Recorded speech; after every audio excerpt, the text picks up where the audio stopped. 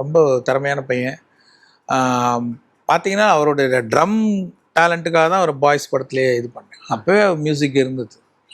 ரொம்ப எனக்கு தெரியாது, எஸ்டர்ஸ்லாம் சொல்லுவாங்க, சார் அவர் ட்ரம்மர் இல்லை சார், ரொம்ப பியூட்டிஃபுல்லான ஒரு கம்போசர் சார் அப்படின்வாங்க.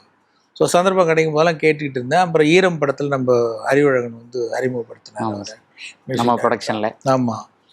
இப்போது பண்ணோடனே அவர் வந்து என்னென்னா இந்த காம்பினேஷன் டைரக்டரோட எதிர்பார்ப்பை நம்ம ஃபுல்ஃபில் பண்ணணும் அப்படின்றதுக்காக எல்லா படத்துக்கும் உழைக்கிறார். ஒவ்வொரு பாட்டும் எவ்வளோ பெரிய ஹிட் ஆக முடியும் அப்படிங்கிற ஒரு அதில் தான் எய்ம் பண்ண. இது வந்து அங்கே போகணும் அந்த பாட்டு, அவ்வளோ பெரிய ஹிட் ஆகணும், அப்படி தான் உழைக்கிறார் எல்லாத்துக்கும்.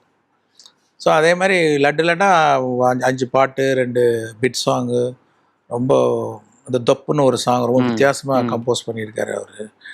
அந்த மாதிரி அதான் சொன்னேன், லைக் இந்த கதையில் வரக்கூடிய ஒரு டேர்ம் வந்து தொப்பு நிறைய பேருக்கு புரிஞ்சுது, சில பேருக்கு புரியல.